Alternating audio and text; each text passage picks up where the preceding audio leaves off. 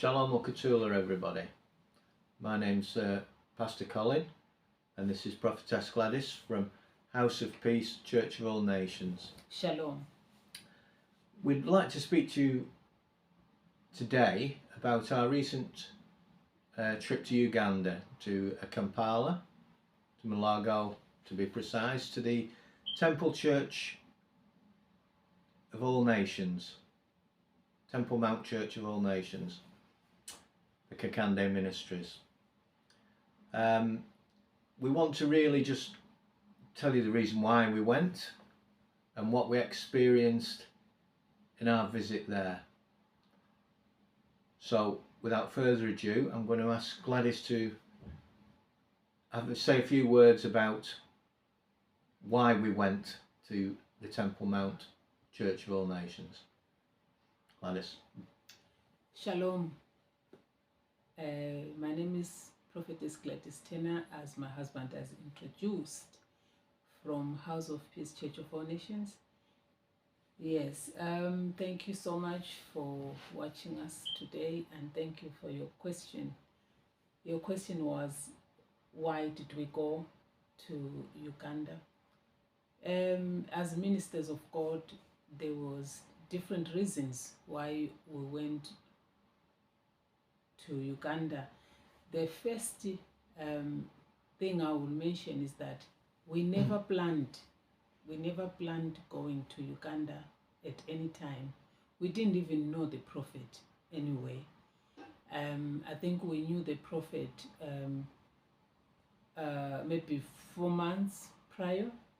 Yeah, 3 to 4 months. Yeah, maybe, 3 to 4 months prior. But before we saw the prophet, we had a visitation here in the house, in our bedroom, where Jesus visited us. So I saw Jesus, and from that time, a lot of things happened. And I was given the scriptures, especially Luke 10:19. I was given that scripture in that visitation, and from then on, there was a lot of things that we will not mention that happened.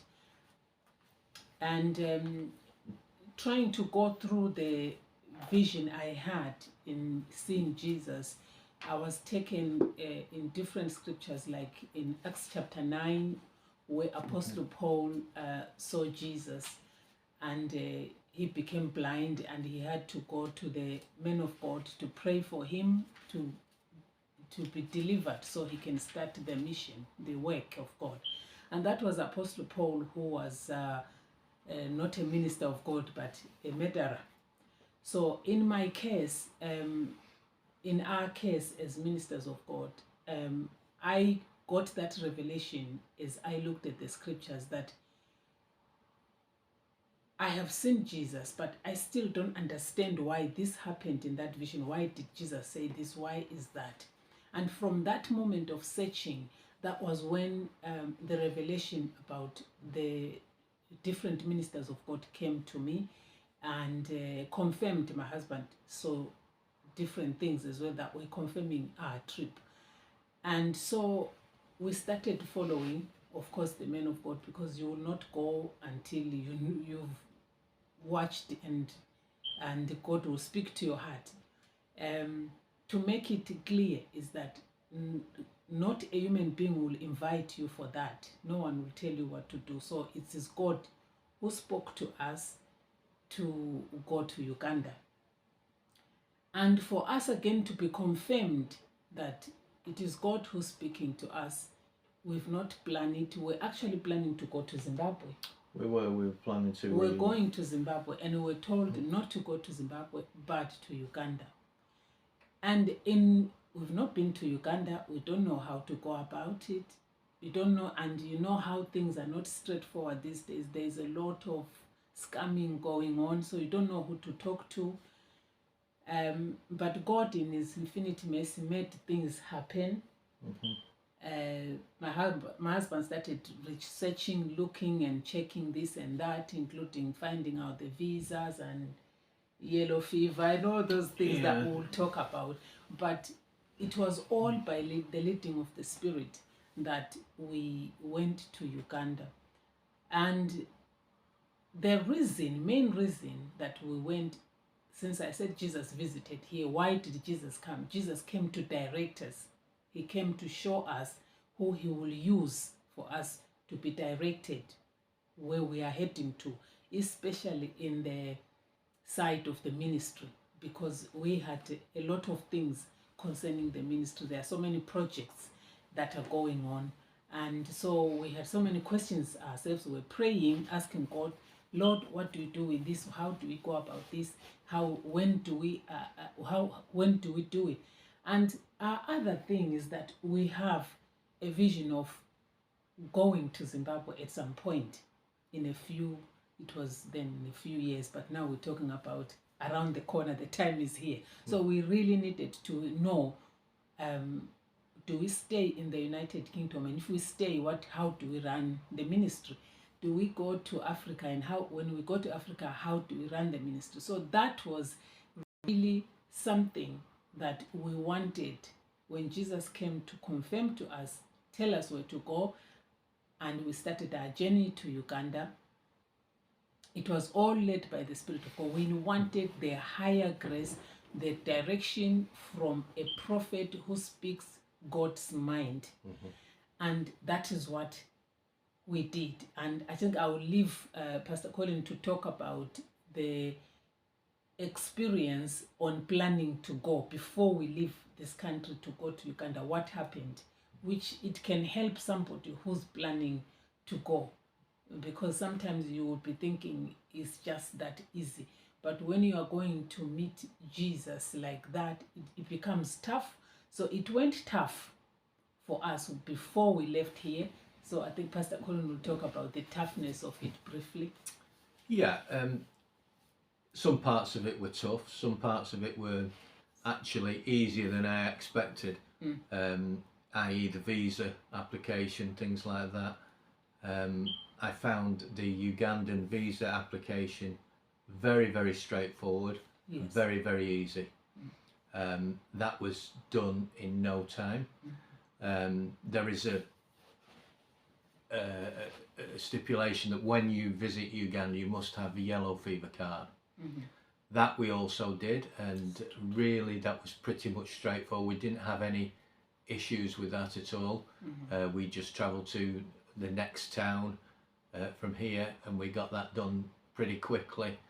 Then we uploaded those documents onto the visa site, and that was done pretty quickly.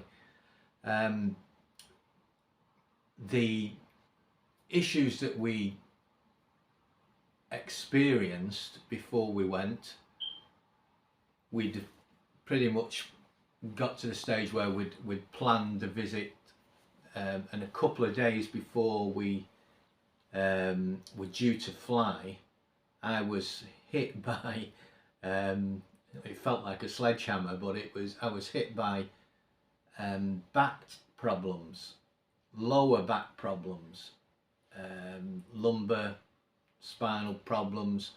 I'm not a doctor, I can't go into it. I've got the report which tells which discs were displaced and etc. But I literally, I'd come home from work that day because I just could not work. I had to take a rest period, but we were due to fly very quickly. This came to me as being a bit of a challenge, and that it was something that was trying to get in the way of us travelling. The actual travelling I will go into in a minute and tell you how I sort of struggle through with that. But I'd like Gladys to just also mention to you on the part about before we went, how she organised with people in Uganda to easily facilitate our journey from airport, etc., and how she did that. Oh, just before we go on to that as well, I booked a very local place for us to stay, accommodation very, very near the church, which was literally maybe 5-6 minutes walk from the church building. we found it very, very nice, very agreeable. Everybody that was there in those apartments that we stayed at were very, very nice. The people that ran it were excellent. I can't have a bad word to say about anybody. They jumped through hoops to look after us. It was a really, really good experience on that side. And if you wish to know where we stayed and the contacts for these people, just get in touch with us.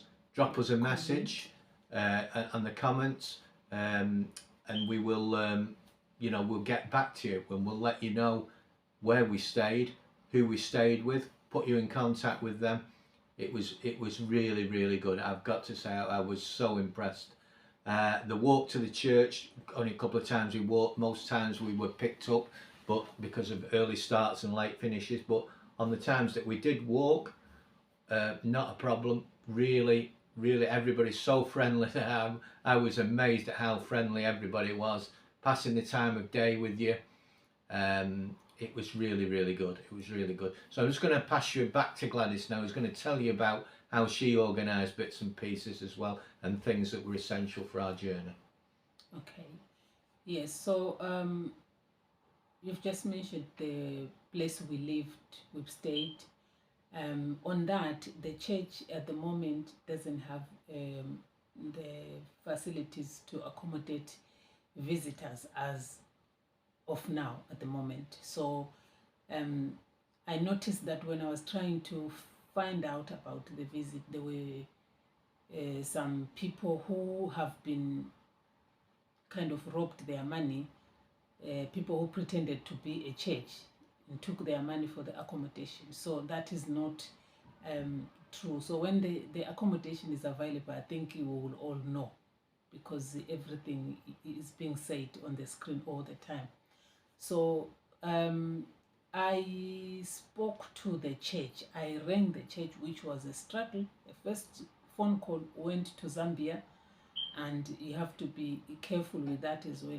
As you try to look the church up on Google, you say Kakande Ministries contacts. If you say contacts as a phone number, there will be a mobile number that will appear on the screen, and that mobile number will ring in Zambia, and that is not the Kakande Ministries. The Kakande Ministries, you get them on their website, the Kakande Ministries website. That's where you will get them, the numbers from.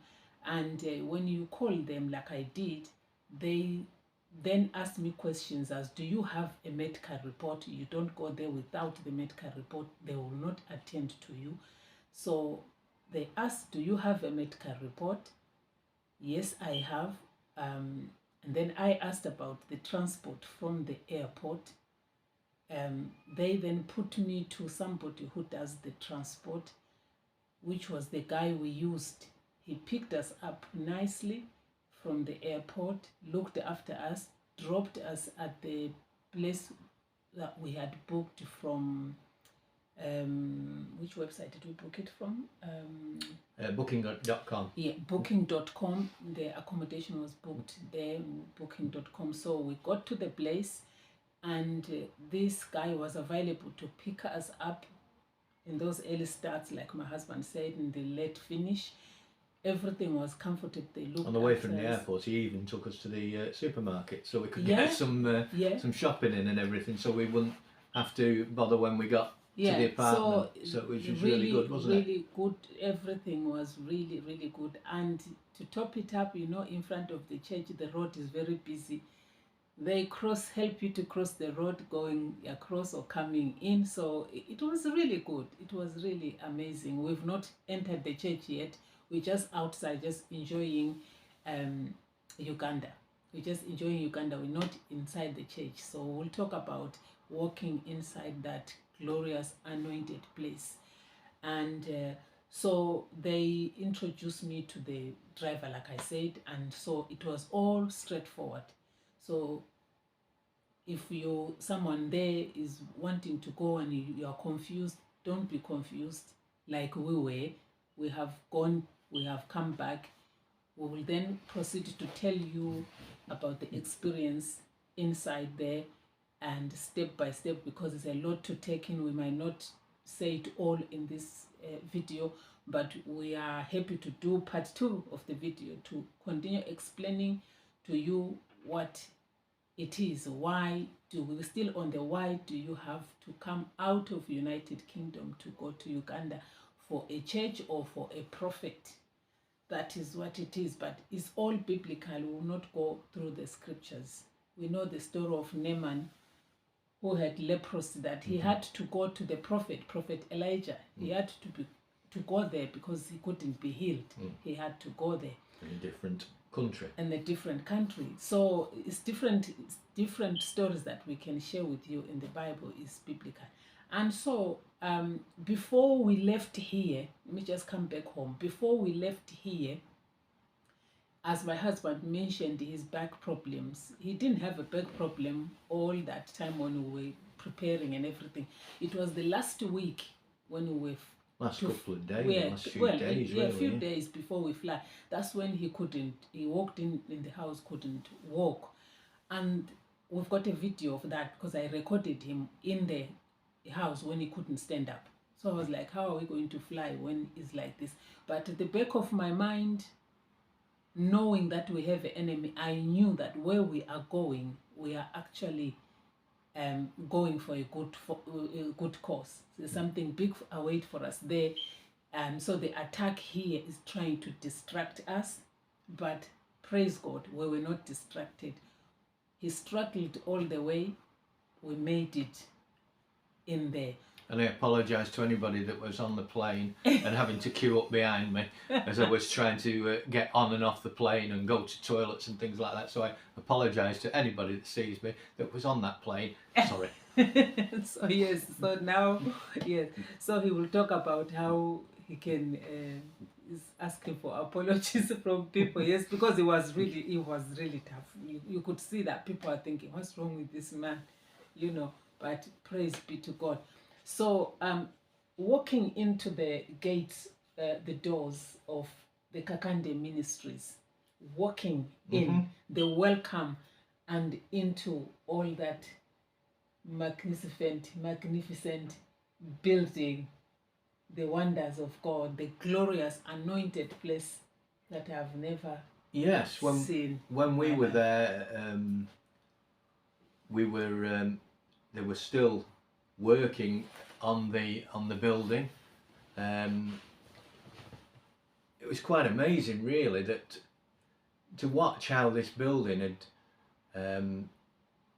come from the ground to this beautiful cathedral that it is now, and to see as we were entering into register for prayer line and whatever we were doing on the particular days, to just look around and see people still working, guys with hard hats, with welding machines up in the ceiling there doing things, and it was quite amazing, really, to but the work of God was continuing. It was going on. There was full services, everything. It was quite remarkable, really. I've got to say, we walked, and as Gladys says, as you walk in there, the security is second to none, really. They're very, very strict, on checking your bags and everything like that, which is really good and essential, and, especially in this day and age. Have you got anything to add to that, Glad? Yes, the welcome from the security, and you go in there, there's some 2-3 ladies sitting on the table. They take you through where you're supposed to be, and it's just amazing. The whole setup, you can feel the presence of God before you are praying. I mean, before you walk in, you feel the presence of God in the welcoming of the people. Everyone has a wrap of the power of God. They might not be prophets, or they might not be, but everyone has a wrap of that anointing. I mean, even if something goes wrong and you are rebuked, you don't feel the rebuke. I mean, you don't feel the rebuke, because there was a time you will be told what to do, and you're okay because you're a disciple of Jesus, and Jesus is the one in charge of the place. And you can feel that thing that when you are told, you go, like at the time I was separated from you because I had to be on the children's section because we had a child. So it's understandable and it's okay. And you know, I mean, the love of God is so much that you don't feel anything at all. Anything at all. Even when they feed you or they give you food to eat. It's just beautiful, you know, it's just beautiful. Everything's amazing. We were very well looked after on every day, and some long days, guys, you know, the long days. Yeah. From early morning till evening, aren't they? The long days, but you're looked after. Yeah. You're provided with food, with drinks. Yeah. There's cafeterias there when you get a break in between the lessons, or in between the teachings. I think we'll go into that. The teachings are amazing. You've chance to go and get yourself a drink, whether it's a coffee or a water, whatever you want, really. Food is all available, and I have to say, very, very nice as well. Everything I had was lovely, and they supplied us with food on the long days when we were on prayer line, and when we were in service, we were supplied with food, weren't we? And it was wonderful. It was very, very good. I can't fault the way we were looked after. Everything was wonderful. All the workers, the evangelists, everybody there, they work so hard, they work so tirelessly, but I didn't once feel that it was too much, that we were too much for them. Do you know what I mean? I never felt that we were getting on their nerves or anything. There was never that sort of. Did you, Glad? There was never that sort of. They have a heart for everyone. Yeah, it was really. Mind, we're talking about different nations. We're not talking about us coming from England, Zimbabwe. We're talking about up to 10 different nations. Many different nations. More than 10 different nations, because it's not like there's a month or a week of the Zimbabweans or the South Africans or the Kenyans. Everyone is being invited by Jesus wherever they are. Yeah. Therefore, we come into this one place with different flags. Some of you've seen that people are carrying flags. Yes, that's the idea. You represent your nation there. You pray for your nation there with your flag in your hand. So there's so many people. When you're talking about the church feeding people, I mean, you're talking about feeding multitudes. It's not like 50. It's not 100. It's not 100. It's thousands. Lots of people that are being fed. And if we went for the registration and for the service Saturday and Sunday and then Monday. Oh my goodness, it's amazing. So this is what we want to talk about. Now we move on to the Saturday, the prayer line, where we were prayed for, and especially this man who couldn't walk again. As he's describing everything, he was the man in pain. He couldn't move in that place. He couldn't move at all then. It was bad. It was really bad. Yeah. Yes, it was really bad. And so because of the medical report that he had from here in the UK, it didn't have an X-ray. So he had to go to the local X-ray, what do you call it? I went to the local clinic. Local clinic to do the X-rays, which came with a bad report. Of course, I think it was C1, 3, and 5. You're getting too technical for me now. I know there was something to do with the discs and the disc bulge and the straightening of the spine and whatever, something else. Whatever. All I know is but it you was couldn't painful. walk, and you couldn't walk. Yeah, it was and very so painful. In the prayer line, and some of you have seen the video, and I think we will try and attach link that video with this, so you can see the healing that took place on that Saturday on someone who couldn't walk. Instantly he started walking, and he's been walking since then. We thank God for that. So yes, the link of the healing of Pastor Colin, you will see it on the description. The link will be there. Please watch that and let your faith arise and see that Jesus is the same yesterday, today, and forever. He still heals, and he heals indeed. And he's still walking very well. I mean, running now, because Jesus has given him new strength. So I think I've already said your testimony. Yeah, over 30 years or so, I've had, after a car accident when I was younger, problems with this back, but I'd never experienced as bad as this. And I'm sure that it was to stop our trip to Uganda, our trip to see the man of God, our trip to meet Jesus Christ. And like I said, it was pain going, it was pain sitting, pain standing, pain sleeping, everything. But that day Sneezing when I and coughing. sneezing and coughing, and another story, yeah. Even just clearing your throat like that, it sent a pain right down my back.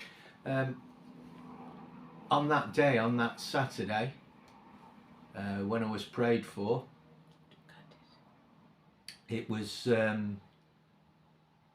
amazing. I just literally within seconds, I'm moving, I'm walking, I'm running, I'm dancing. It really was amazing. What was exactly the feeling that you felt? Because we saw you on the screen moving, and Prophet is not touching you, but you were moving. So what was exactly it's the very feeling? strange. When he came towards me first, I'm trying to get out of the chair, and those plastic chairs and like that, and the elderly chap that was next to me had been helping me up, and I'm trying to get up like this, and then Prophet I'm just watching him, just watching his eyes, and just concentrating, and talking over me in my heart, locate me, please, Jesus, locate me, and just as he's starting to move, and I'm just sort of moving along with him. You're not thinking about it; it's just happening. And so you were meditating in your heart, yes, as he approached yes. you. Is it something that they told you to do, or they just told us to concentrate on Prophet? Don't be looking here, don't be looking there, don't be watching this, watching that. So I'm just meditating in my heart, talking to Jesus. Yeah, so in the physical, you are and looking at the body and the eyes of Prophet. Yes. In the physical. In the spirit, you are talking to Jesus, who is a spirit, who's actually going to heal you. Right. Okay. So that makes sense.